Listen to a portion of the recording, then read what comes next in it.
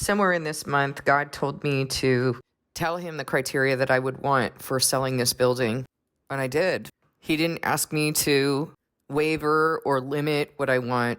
He asked me to tell him what I would want. And so I did. And the building's been on the market for a little over 2 months now, and only one person has gone to see the building.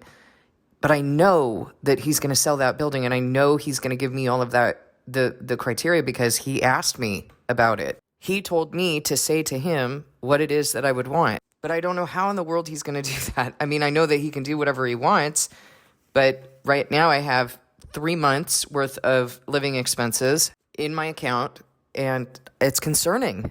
It's incredibly concerning. So I know this is nuts. You know, everyone thought it was nuts that how in the world were we going to, have my grandson delivered without a medicalized birth, without using doctors, but God did it. How were we going to do that when medicine was saying that he was going to die, that his heart rate was failing, that he was past 42 weeks? How were we going to do that? And we believed, and God did it. So in this video, I'm doing exactly what I was doing when we were going through that. I'm holding on. I'm holding on to my faith, and I'm holding on to my belief that God is who he says he is, that he will do this for his own name, that he takes care of his house, that I obeyed everything that he's told me to do. I gave up everything to follow him and to serve him. And I know his pattern. I know that he wants to be glorified. He wants us to know that he's God. And he's reminding me this morning that there were towns in which he could not perform miracles because of the unbelief. And I would imagine that any of you, if you put yourself in my position, I have 3 months to save of savings. I have cashed out my savings. I've cashed out my retirement. I have 3 months of living expenses with no job, no career to go back to. I gave up 3 businesses to do what I'm doing now. It is not a comfortable place to be. Never in my life would I have made a decision like this, because in the world, I would have considered this to be irresponsible. I literally take this up with God every single day. And I have to remind myself every single day of what his word says, that he takes care of his house, that he commands us to take care of our houses. So why would he not? That we are supposed to seek first the kingdom of heaven and his righteousness, and all these things will be added to us. That his priests eat from the possessions that are brought to the temple, that he is our possession in Israel. So, it's something that keeps me in line, by the way. It keeps me in line. Because if I'm one of those mega pastors or false teachers or false prophets, or I'm going off and saying things of my own accord, or I'm saying things like, this is what I'm hearing from God, and I'm not really hearing it, how can I expect him to testify to it or to take care of me? And so I see this as a way in which he's going to let me know. He's going to give me one more confirmation of whether or not I'm actually in him. That's the fear I need to live in. I need to live in that fear of the Lord, that if I'm not serving him, that he's not going to take care of me in the ways he's promised to take care of his priests. How can I expect that? And so I know what it looks like to actually be in him, because no one else would do this. Who would do this? Am I asking you for counterfeit tithing? Am I asking you for anything? No, I've taken it upon myself, just like Paul did. I've taken it upon myself to bring my concerns to God and to trust that he's going to provide for his work, if indeed I'm doing his work. And I know that having, the circumstances that he has provided me with, he's not punishing me right now. He's bringing me into position. He's bringing me in really tight. And he's demonstrating his glory. He's showing me that in the most impossible of circumstances, he will provide. He will come through. That nothing is too difficult for him. But the part that I need to do is I need to get into that position where I believe, so that he can perform miracles. And when he brought Jeremiah to birth, to delivery, he brought us up against the wall so many times leading up to it, and so many times during the labor and delivery process. It's so crazy because we say that he created us. We say he's going to come back for us. We're going to meet him in the sky. We say all of these things that to the world sound absolutely loony. And yet we have such a difficult time fathoming that he could provide for us, that he could, coordinate a way for us to live, that he could bring babies to birth. We say, we give credit to things and idols for saving our lives. Only God gives life. Only God saves a life. So I think it's important, even though I haven't felt comfortable. I don't feel comfortable asking people to fast and pray for me. I don't know what that's all about, but I have kept feeling God tell me to swallow that and ask people to fast and pray for me, fast and pray with me. And I know that this is because God wants to reveal his glory and he wants other believers to be involved. Because when everyone fasted and prayed, the 2 times when Jeremiah was still in Tori's belly, they were all paying attention. All of us were paying attention to every minute. We were crying out to him. You were standing in faith with me, even though it was hard. It was hard to even think that this was possible, that you could have a non-medicalized birth. I mean, people did it for thousands of years, right? But a non-medicalized birth in the midst of my children being pulled out of that lie of medicine and medicine fighting. I mean, you could see the battle. You could see the stronghold. Even on the day that Tori gave birth, that hospital called 4 times for her to come in for some procedure that she didn't need. 4 times? Really? Why? Wow, that sounds like Satan kind of panicking. He's losing control there. Why are they working so hard? I know God's going to do the same thing here. And I know that he wants other believers engaged in this, praying for it, standing in the gap for it. Not that everyone comes together and pitches in money and all of this other stuff. No, I know that there's a time and a place for that in the word. I know that he wants to be glorified. He does not want us picking this up by the work of our hands. But the true power is in the prayer of a righteous person, is in working our hearts into believing that God can and will do everything. So I want to take you along for this. I want to take you along for how I'm standing in faith so that you have an example of how to stand in faith, because you don't really have examples of that in these worthless shepherds that exist in the world today in various churches and etc. The first word we're going to look at is amen. It's Strong's H539, and it's the word that's most often translated into believe. Genesis 15:6. I want to tell you the reason why I'm doing this is because I want to know the kind of belief, the kind of faith that God requires. God put Tori and Ness in that situation with Jeremiah to see if they would have that Abraham-like faith, if they would believe in him over idols, even when it meant lifting up their only son to him. That's the kind of faith that we need to have. I know that's the kind of faith that God requires of me. And I also know that it's very easy for us to just say, well, I'm just going to wait this out. I'm going to wait out the days. He'll come through at some point. But that's not the truth. The truth is he's waiting on us to do something. He's waiting on us to put our faith where our mouth is and to be built. God has told me so many times that he does not work based on a timeline. It's not like on such and such a date he's going to come through. He's determined on such and such a date this is what's going to happen. That's not how he works.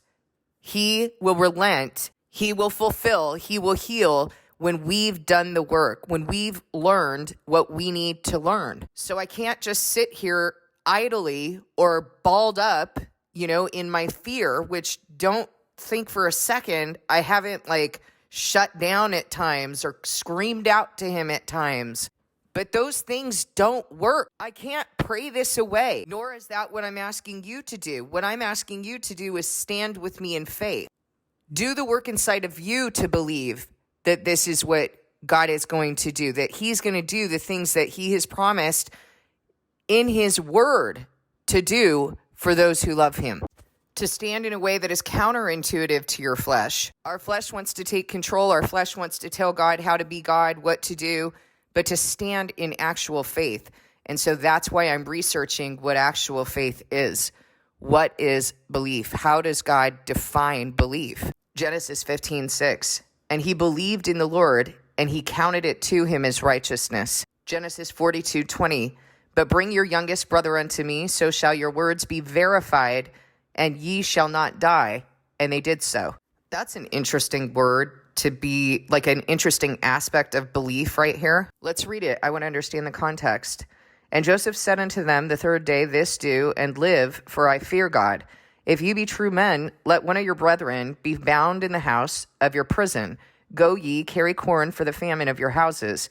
But bring your youngest brother unto me, so shall your words be verified, and ye shall not die. And they did so. So shall your words be verified. Okay, well, that hits me pretty hard. I'll tell you why. Because I can say all day that I believe in God, but if my words need to be verified, right? I need to bear the fruit of faith. And that doesn't mean stuffing down my fear. It doesn't mean any of that, like stuffing down my feelings and just sitting here and waiting for him. It means that I'm doing work inside of myself to demonstrate my faith and to stand. And I remember when Tori was pregnant with Jeremiah, how she would just, it was like she was at her end and she would wake up in the middle of the night and just go grab her Bible and just keep reading until she could give him just a little bit more and a little bit more. And she would call me and she was hysterical, and then she'd go and get her Bible, and then she'd text me, okay, I'm going to give him just a little bit more. My words need to be verified. My words need to be verified by what he sees me doing in my heart. Enough of this superficial faith. It's so easy when we have all of the circumstances by the work of our own hands, when we still have a job, when we, whatever the situation is, like we have this backup plan just in case God is not who he says he is. But I'm not in that situation. And, to be honest, there's a part of me that feels like, come on, have I not demonstrated by now? Have I not given everything up? Where are you? Do something. But there's more. He requires yet more. And so I feel this very, very heavy on my heart. My words need to be verified. Genesis 45:26. And told him, saying, Joseph is yet alive, and he is governor over all the land of Egypt. And Jacob's heart fainted, for he believed them not. Exodus 4:1. And Moses answered and said, But behold, they will not believe me, nor hearken unto my voice, for they will say, The Lord hath not appeared unto thee. The thing that I hear in my heart right now is to know. Oh, and he says that all the time. Then you will know that I am God. Then you will know that I am the Lord. I'm going to do this, this, and this, and then you will know. And I'm going to tell you something. All of that we went through, that he brought us through leading up to Jeremiah's birth, and then the birth, the labor and delivery process, and seeing everything that he did, we knew. And we were living in that. Like, we weren't just exhilarated because a baby was born. We were exhilarated because of what God did, because he was glorified, and we were living in that. Exodus 4:5. That they may believe that the Lord God of their fathers, the God of Abraham, the God of Isaac, and the God of Jacob, hath appeared unto thee. Verse 8. And it shall come to pass, if they will not believe thee, neither hearken to the voice of the first sign, that they will believe the voice of the latter sign. And it shall come to pass, if they will not believe also these two signs, neither hearken unto thy voice, that thou shalt take of the water of the river, and pour it upon the dry land, and the water which thou takest out of the river shall become blood upon the dry land. I'll tell you what he's reminding me of right now. Ezekiel 33:33. And when this cometh to pass, lo, it will come, then shall they know that a prophet has been among them. And I think that that's why he wants everyone praying and everyone fasting, because he wants to reveal his glory, and he also wants to show signs. In totally impossible situations, he wants to show signs so that we know, number one, that he is God, and we know who his servants are. And he does it for this reason. Verse 31. And the people believed, and when they heard that the Lord had visited the children of Israel, and that he had looked upon their affliction, then they bowed their heads and worshipped. That's why. Because he wants us to worship him. He wants us to know who he is. Exodus 14:31. And Israel saw the great work which the Lord did upon the Egyptians, and the people feared the Lord and believed the Lord and his servant Moses. There's another reason why he does it. Exodus 19:9. And the Lord said unto Moses, Lo, I come unto thee in a thick cloud, that the people may hear when I speak with thee, and believe thee forever. And Moses told the words of the people unto the Lord. You know, we have this idea when we're reading scripture, and I've made this mistake myself of looking at God's prophets and thinking, oh, this part was so easy for them. But I understand it in a totally different way now when I'm hearing or reading that Moses said, well, how are they going to know that? I mean, how do I go back and just say, the Lord spoke to me? Like, is everyone supposed to just remember, like, believe what I've said? And no, I mean, God doesn't even want that, does he? Does he want you to just believe that everything I have said, that he has said to me, that it's true? No, that's why I tell you, you need to go back and ask him. I received this from him. That doesn't mean you did. I could share my testimony with you, but you need to go back and ask him. His glory needs to be revealed to you. So I understand now why it is that he wants me to eat this and ask, you know, to swallow whatever concern I have, whatever it is that's going on with me. I don't believe it's pride, because it's not really an issue of like me not wanting you to know what's going on with me. It's more of, I don't want to burden you with it. And he's been letting me know, no, it's important for the body to know what is going on right now and to be involved. Not the way that the false teachers involve you. Here's a money pot, you know, throw money in. You need to be involved in belief, in true faith, and in God revealing and testifying to what he's been doing. It's not about me. It's about what has he been doing. Am I actually his? Because the way that he's going to testify as to whether I'm his is in part whether I'm taken care of by him. He took me out of all of this. He made me, like the rich man, a once upon a time rich woman, give up everything I had to follow him. And if he doesn't take care of me, this was a false alarm. I'm up against the wall right now. If he doesn't take care of me, he is not testifying that I am his. He is not testifying that the things that I have said to you are true. That really is the bottom line, isn't it? Numbers 11:12. Have I conceived all this people? Have I begotten them? That thou shouldest say to me, carry in thy bosom as a nursing father, bearing the suckling child unto the land, which thou swearest unto their fathers? Oh, this is so interesting. Okay, so the context is father. How do we understand that one? Have I conceived all this people? Have I begotten them, that thou shouldest say unto me, carry them in thy bosom as a nursing father, beareth the suckling child unto the land, which thou swearest unto their fathers? Father is the context. Father is the context of belief. Here's how I understand this. You believe in me, and I believe in you. If you believe in me, then I believe in you. If you testify to me, then I will testify to you. There seems to be an aspect of loyalty in this concept of belief, that it has to go both ways. And I feel that in this situation with God right now. I feel that it has been important for me to put my faith where my mouth is, to actually believe in him, so that I'm not going and doing the things that the false teachers do, which is exploit and lie and lead you back to the law in counterfeit tithing and stuff like that. But if I believe in him, that I will live out what I actually believe. And if I believe in him, he will believe in me. If I have that loyalty to him and to his word, he will have that loyalty to me. I feel that very strongly with him, that it is essential that I am brought into a place where I prove that. And we're not even that far into the video. I feel very convicted about the importance of what I'm going through right now. There's a part of me that hates it, like it's very difficult, it's very hard, but I feel very convicted at this moment of the importance of going through this right now. And so as much as I hate it in moments, I love that he's doing this with me, because it once again testifies that I am his.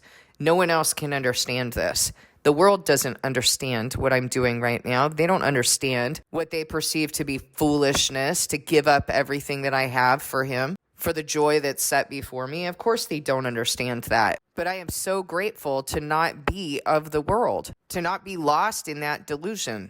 Numbers 12:7. My servant Moses is not so, who is faithful in all mine house. All right, let's back up to Numbers 12:6 so we can understand the context. And he said, hear now my words. If there be a prophet among you, I, the Lord, will make myself known unto him in a vision, and will speak unto him in a dream.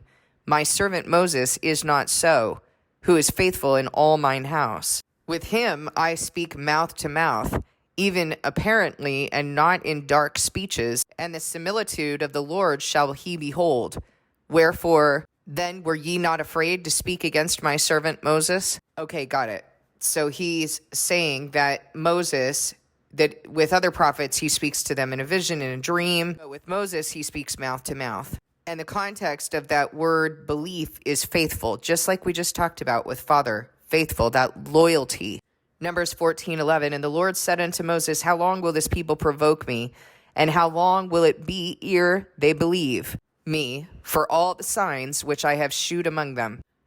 An expectation that those signs will be in our hearts, that we will sow those signs in our hearts, and that the fruit of that will be faith, that we'll believe in the signs that he has shown. And I definitely feel that to be true, in these moments where I'm suffering, where I'm struggling, to hold on and believe and know that he's going to come through, that he's going to do the things he has said he's going to do. I go back to, that was one of the most profound experiences of my life, what he did with my grandson, how he has moved my daughter in her faith walk. She's a different person. And it started in large part with that experience. She's a different person. She understands things in a very different way. She has shut the door to things that she was on the fence about. He wants us to sow that in our hearts, and that should be continuing to grow. All of the things that God has done in our lives need to continue to grow in our hearts, because it's real easy for the wicked to, just kind of explain those things away. Well, that baby had to come at some point. It's real easy for people to do that, right? Like in the moment, they know that they know that they know. And then as time goes by, they have explained it away, and the devil steals what was sown in their heart. Numbers 20:12, and the Lord spake unto Moses and Aaron, because ye believed me not, to sanctify me in the eyes of the children of Israel, therefore ye shall not bring this congregation into the land which I have given them. Okay, so there is an understanding that if we don't believe, if we don't obey, which I believe there's a component of obedience here, because that was really the issue, is that Moses and Aaron were saying, do we have to bring water out of this rock, right? And really what needed to happen is that he needed to glorify the Lord in obedience and hold the Lord up and sanctify him in the eyes of the children of Israel. I feel that because I was reluctant to ask anyone to fast or pray for me. And the thing that the Lord kept putting on my heart, like I've said, is no, they need to be a part of this. They need to know what I'm doing, that I will testify, that I will bear witness to them of who I am, that I will be glorified in this situation. They need to know.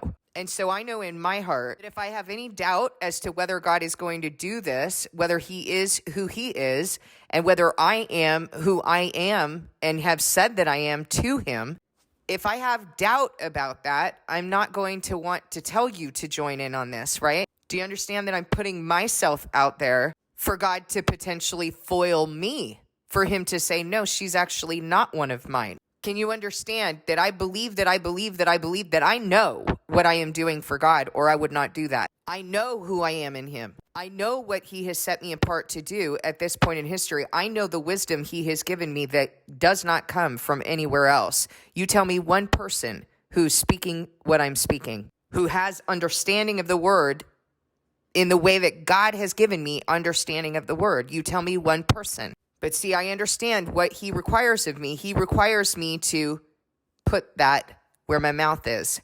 If I know that, if I believe that, then I have to put that faith where my mouth is. And that means that any little shred or speck of doubt in my heart needs to come out. I'm going to have to work that out. And I need to place his glory before my own concern about myself. Well, what if I was wrong? Well, what if it's not? What if I'm not? What if any of that has to go? It has to be worked out. Do you think I'm less human than you? Do you think Jesus was less human as he was here in the flesh? You think he didn't have concerns? Do you think that the apostles didn't have concerns? Jesus came as we did, and we act all the time like it was so easy for him because he was the Son of God. No, it wasn't. He came in the flesh. He was tempted in every way. I have the same concerns that you do. Well, what if I didn't hear right? Well, what if this? What if that? What if I share this story with people and I get mocked? I put myself out there vulnerably and I'm mocked. Do you think I don't have the same concerns as you? God requires that we sanctify him in the eyes of the children of Israel. That's what matters. That's what's important, that we obey him, that we lift him up, that we believe in him and in his glory and in his honor and in his name, and that we put that first. And I know that I do that. So I know that when people accuse me, like I got accused the other day of being a pompous, jaded heretic.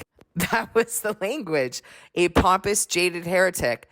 I know that's not what I am. Because there have been moments where I felt like, man, that was really harsh. Am I saying that for myself, or do you really have me saying that? I go back to the Lord every single time, and I make sure that I am in step with him. And he makes sure that I am in step with him, which actually reminds me that last night I had kind of a weird, 2-second dream that he had taken the hem of a garment, the bottom of a garment, which I knew had to do with Jesus. I knew that in the dream.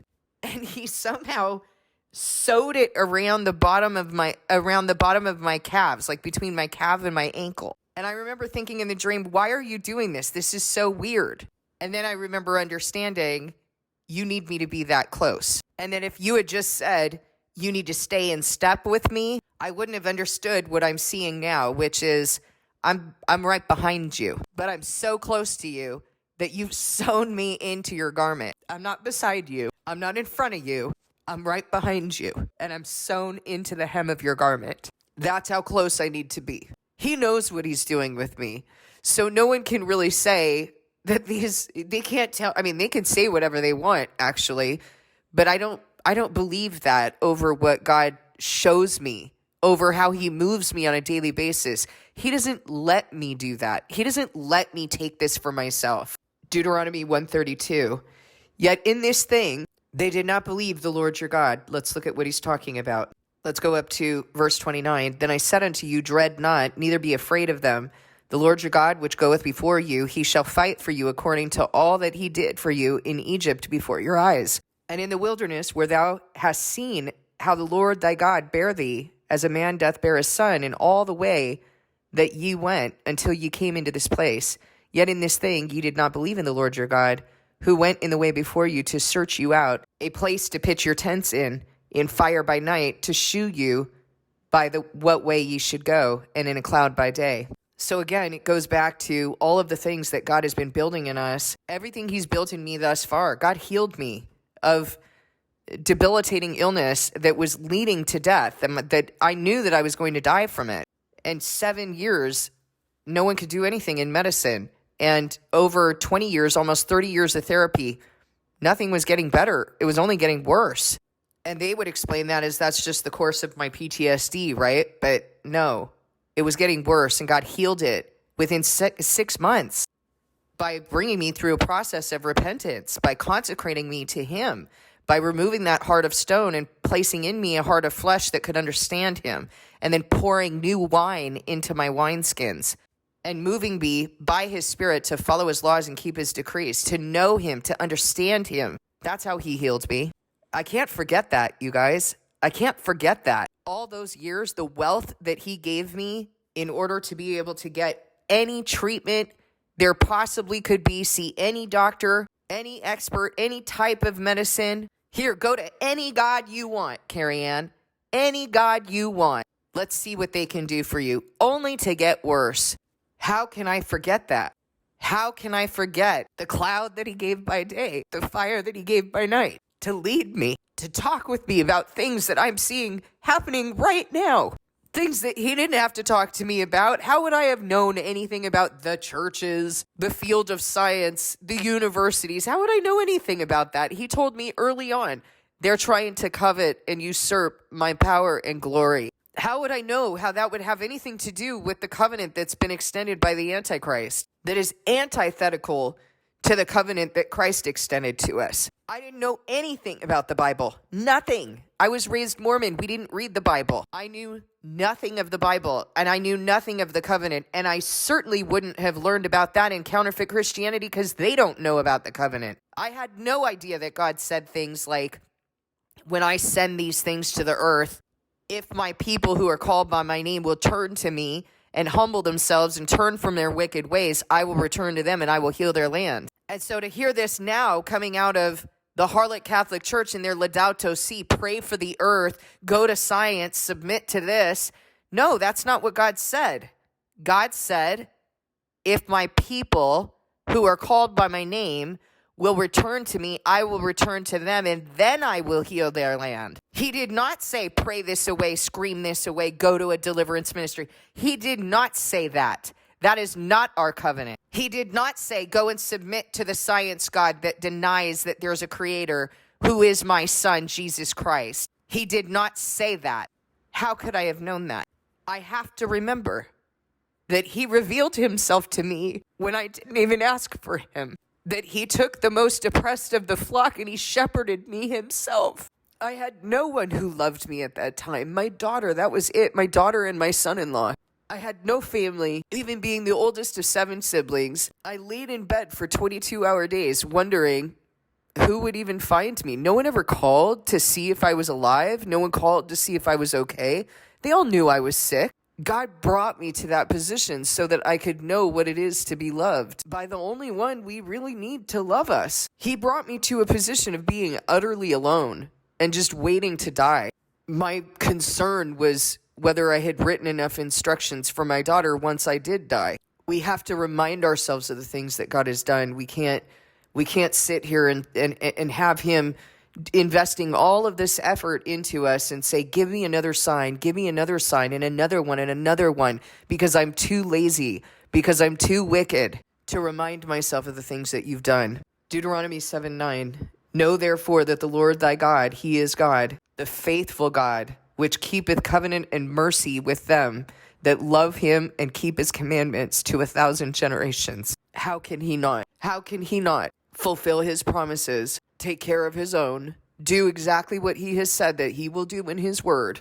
How can he not? Deuteronomy 9:23. Likewise, when the Lord sent you from Kadesh Barnea, saying, go up and possess the land which I have given you, then ye rebelled against the commandment of the Lord your God, and ye believed him not, nor hearkened to his voice. You see what he's saying? Go up and possess the land which I've given you, and they didn't do it. I mean, all this time they're thinking, and we get stuck in this mentality too, of, okay, he's promised this thing, but then we didn't realize that he wanted us to fight for it, that we needed to go to war, and that he has promised that he's going to do this thing, and we lose heart.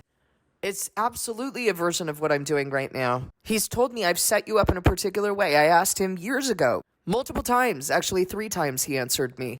Do you want me to sell the building? Do you want me to sell my house and go move somewhere? And you know how I know that he answered me? Because I don't want to live where I live. What I really want to do is go to the country where there's no people and I don't have to be around anybody. And I don't mean that to be ungrateful. He's given me a beautiful home in a beautiful neighborhood, but this isn't my choice to live here. And he has said to me very clearly 3 times, I set you up in a particular way. You are to stay in the position that I placed you in when I called you. So he said that to me. I know that part of the way that he set me up was I had my retirement. I had my savings. I lived on that. He's also set me up in what I have in the property. But he didn't give me permission to sell it until the very last minute. Till the very last minute. And I kept asking him. And I kept telling him, this isn't how I do things, right? I've never been irresponsible. I've always planned. I've always made sure that I planned. Why are you having me do this at the last minute? Because he's going to reveal his glory. That's why. And if I'm going to reap the benefits of being in him, then I actually have to obey him. And this is a battle that I'm fighting right now inside of myself. I might not be fighting it with other people, but I'm fighting it inside of myself. He didn't say everything was going to come easy. He didn't say, oh, you're just going to walk into the land.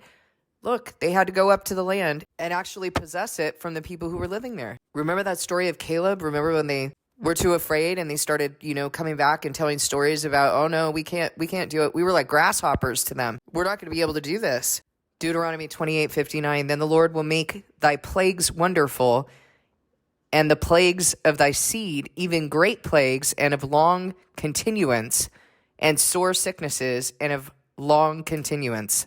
What does that mean? I don't remember this. We're going to have to read the context. Verse 58. If thou wilt not observe to do all the words of this law that are written in this book, that thou mayest fear this glorious and fearful name, the Lord thy God, then the Lord will make thy plagues wonderful, and the plagues of thy seed, even great plagues, and of long continuance, and sore sickness, and of long continuance. Moreover, he will bring upon thee all the diseases of Egypt, which thou wast afraid of, and they shall cleave unto thee. Okay, got it. So he's not actually talking about wonderful plagues in the sense that we use wonderful, but he's talking about great plagues and how he's going to punish those who don't obey him. And continuance is the context of belief here. I don't usually really use this word continuance, but so I just looked up what it means exactly. And it says the state of remaining in existence or operation. Okay, so we can't be wavering. It's kind of like, what James says, like if you ask him for something, like you ask him for wisdom and you've actually prayed in his name, which means to pray in his will, not for your own motives. That's why James said that. You're not getting anything because you keep praying with the wrong motives. So praying in his name is for his will. He will give you anything, but you have to pray and believe that he's going to give it to you. Otherwise, you're like a wave tossed in the wind. So there's an aspect of belief that contains continuance, that is enduring, that is not like that wave that's being tossed to and fro, but that you're steady in your belief, that you know your God. Verse 66, and thy life shall hang in doubt before thee, and thou shalt fear day and night, and shalt have none assurance of thy life. Assurance is the context, so there is an aspect of belief that contains assurance, that contains guarantee. And Jesus spoke that way, didn't he? He was sure that if you had enough faith that you could say to that mountain, move from here to there, and it would happen. And the people who came to Jesus knew. Remember what he said? I haven't seen such great faith in all of Israel. And he said that to the centurion who said that his servant lies at home paralyzed, suffering terribly. And Jesus said, shall I come and heal him? And the centurion replied, Lord, I do not deserve to have you come under my roof, but just say the word and my servant will be healed. For I myself am a man under authority with soldiers under me. I tell this one, go, and he goes, and that one, come, and he comes. I say to my servant, do this, and he does it. And when Jesus heard this, he was amazed and said to those following him, truly, I tell you, I have not found anyone in Israel with such great faith. I say to you that many will come from the east to the west and will take their place at the feast with Abraham, Isaac, and Jacob in the kingdom of heaven, but the subjects of the kingdom will be thrown outside into the darkness where there will be weeping and gnashing of teeth. Why is he saying that? He's talking about this man in reference to that feast with Abraham, Isaac, and Jacob, that you have to have that faith. You have to believe. Without Jesus entering your home, without him having to physically come to your home in the flesh to heal your servant, that it can be done, that he just needs to say the word and it will be done. And that when he returns, when the centurion returns back home, that he knows it will be done. That he's not walking back home going, oh, maybe I made a mistake. I should have had him come with me. That way I could see the works that he does and then I could believe. I have to know right now that God has a plan that he has already done. It needs to be done to this point, that he knows where he's going to take me, that he has already accounted for everything. Not because I decided, okay? There are people who do this thing where they're just lazy and they don't do anything and they act like God's telling them not to do anything. That is not my story. It's never been my story. I have never not worked just out of laziness. And as a matter of fact, I'm working every day. I don't understand how people will say, they're not even in the ministry of God and they're like, oh, well, not supposed to be working right now. What? No, I've asked the Lord, do I need to go do this? Like, do I need to go be doing something else? Finding another job, right? Because it's not like I'm going to make another career. If I've turned my back on what he pulled me out of, I'm not going to go make another career. I would have to go get a job. And it's not that I've not been willing to do that, but that's not what he wants me doing. He wants me single-mindedly devoted to what I'm doing right now every single day. And it's not easy. It's easier to be able to look at that check and go, okay, that's going to be in my bank account today. It's not easy to do what I'm doing. It's easier to have that check and be able to look at those numbers and say, oh, yeah, the Lord's going to provide. Huh? Yeah, he's providing. No, I'm not in that position. I'm in a position where I don't see how it's going to happen, but I know it will because I know the relationship I have with him. I know what I've taken up with him, and I know my God. I know what he's done in my life. And see, the word tells me that he fills up the pools of the earth without sending rain. This is an easy thing for the Lord. You know, the part that is not easy is making us believe. And it's not because he couldn't, but he didn't set it up that way. Making us believe. No, we have to do that. We have to do that work. I can't sit here and say, all right, I'm just going to bide my time until he fulfills what he's going to do. No, I have to do what I'm doing right now, which is working on my heart into this belief, into knowing who my God has been, knowing who he is, and believing in who he will be. That's the name that he made for himself. His name is not Yahweh. His name is Hayah. I am, I was, I will be. I'm being revealed. That's the God I believe in. That's the God I know. The one who stated his name as a verb, not the proper noun of Yahweh. He stated his name as a verb because he's always doing something. He is always being revealed. His name is always moving. And it's my job to remain sewn into the hem of his garment so that I go where he goes, I become as he is, and so that I'm one with him. He and me and him.